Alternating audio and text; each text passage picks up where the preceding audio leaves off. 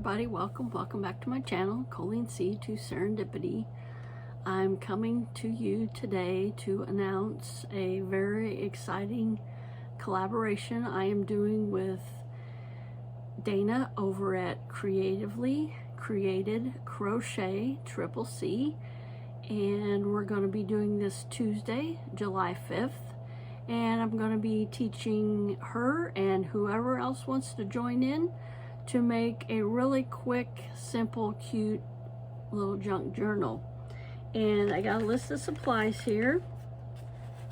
And first you're going to need 4 envelopes. And these are, you know, I can't even remember where I got these, but they're pretty heavy. And you want that for your journal. You just don't want like 4 greeting card envelopes. You want them to be pretty heavy because this is going to be the journal. This is going to be your journal. You're going to be opening and closing it. So you need like heavy duty envelopes for this project. And then you need embroidery thread, any color, your favorite, your least favorite. I would say your favorite. So I have this purple picked out. I might switch to green. My favorite color is green. I think I might, but it just embroidery floss. And if you are a junk journal, you know, you make junk journals and you have the wax thread, go ahead and use that. But I didn't want you to go out and buy special things. I wanted this to be fun, easy. Some things that you have around the house that you already have that you can use to make this. So embroidery floss, your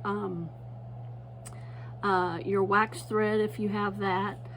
And that's going to be to bind the journal together, to put the pages in and everything. Okay, and then any paper that you want to go in your journal, and this could be tablet paper. I got this old tablet. You can use this, and this has a medical thing on it, but you can cut that off and use this below and cut that off, or even cover it up with something. Yeah, just any paper. It could be your loose leaf notebook paper from your kids' school supply over school. So, it could even have the spiral on it, and you could take the paper out of there. Like again, I said it could be writing, your writing tablet paper that you have. It can be even this if you have smaller kids in preschool or kindergarten. It could be this writing paper.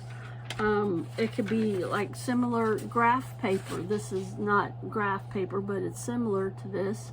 And I even have some tea-dyed paper.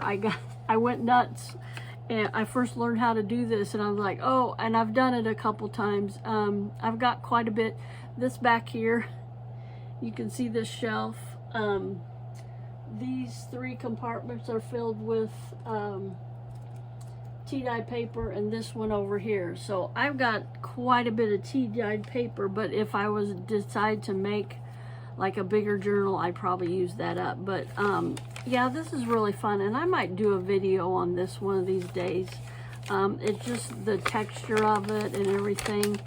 And so yeah, those are some of the papers you could use. And then our next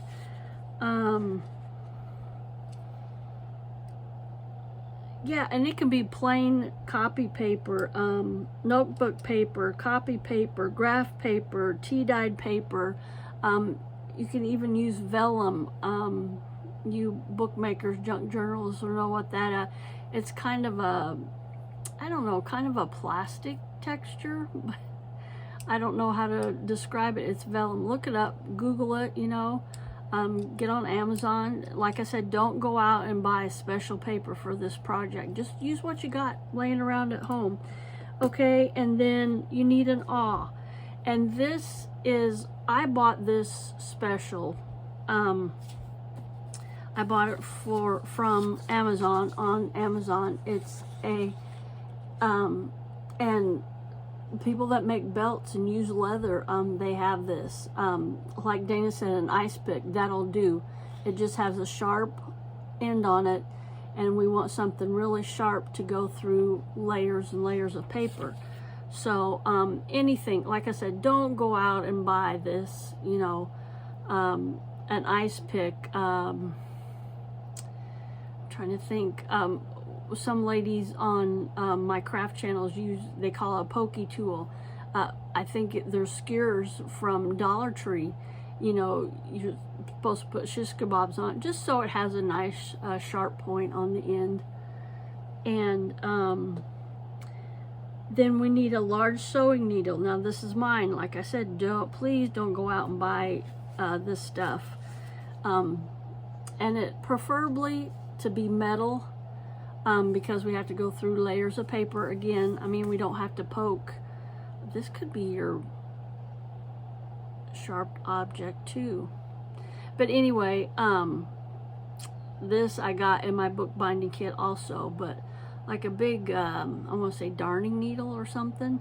Now we don't want to use plastic, I'm afraid. I mean, you could, but I'm just afraid that it might, you know, break going through. It might be all right, but, and then we need glue. Now this is my go-to glue. This is what I use all the time, and you can get these in small bottles at Dollar Tree. I believe they still sell them. Ouch! This is a 16-ounce bottle, and I think you can buy these little 3-ounce bottles at Dollar Tree. So that's my go-to glue. And I also ordered this from Amazon. I was so excited. I got it in the mail yesterday. It's fabric tack, so it does good on fabric.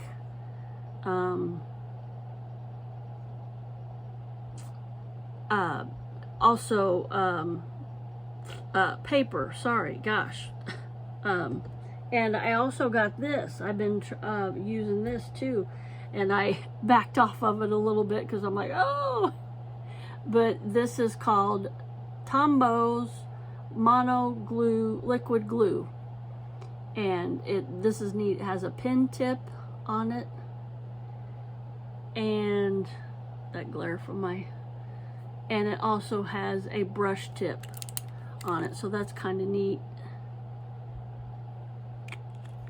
And like I said, don't go out, please don't go out and buy special stuff for this. I just want it to be a fun video that everybody could make. And then our next one is decorative paper. It could be wrapping paper, it could be greeting cards, it could be an old map. This makes really neat. There's an old Illinois map, you know, just anything, the junk journal is, the junk comes from what people might throw away or would throw away, and we're just repurposing that.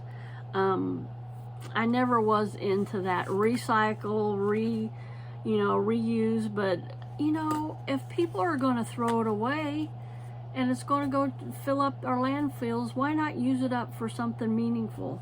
And I got these little things. It says I can't adult today, and tomorrow doesn't look good either. Just a little I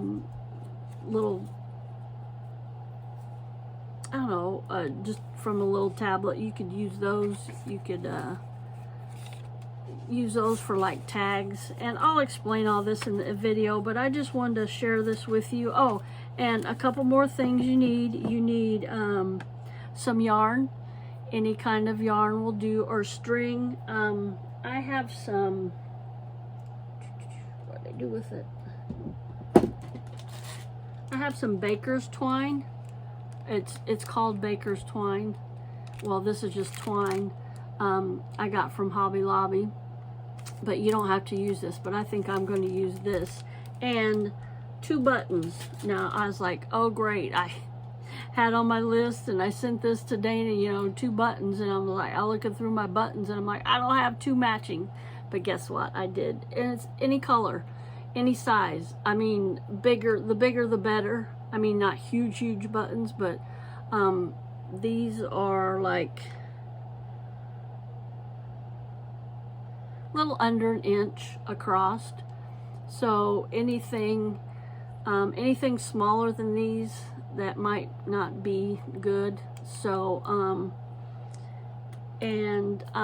I think that, oh, one more thing I didn't mention, and I forgot to send to Dana, I hope she watches this video, is a hole punch. And if you don't have that, don't worry about it. We'll work around that. But usually people have this, even if you have one of those 3-hole punches, which that's kind of for like more of an office setting or whatever. But anyway, that's all the supplies that you need, and I hope to see you over at Dana's Created Crochet Monday morning, and that'll be 8:30 Eastern, so that would be 8:30